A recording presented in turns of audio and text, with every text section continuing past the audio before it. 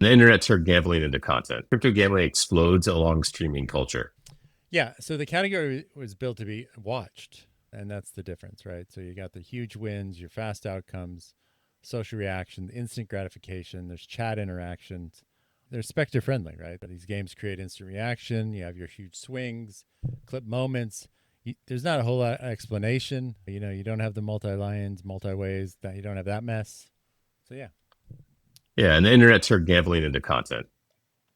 And as we all know, content changes the business. So let's kind of fast forward a little bit to why regulated gaming kind of copied it or adopted it. And eventually the traditional industry noticed. At first, a lot of people dismissed these games too simple, too fast, too weird. And yeah, the numbers showed up. I mean, I can't imagine people when they built Aviator thought the numbers would be what they were. But and then essentially everyone wanted these crash games, multiplier mechanics, instant gameplay loops. I mean, acquisitions were made on essentially operators who had these games.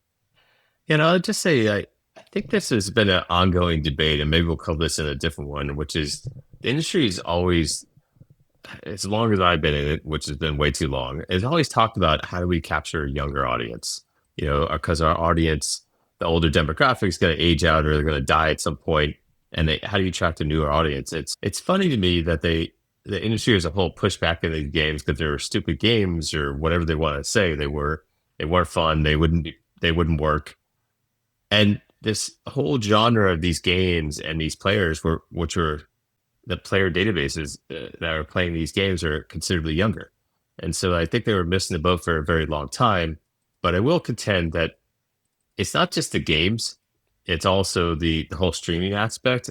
I really don't think regulated gaming has figured that out.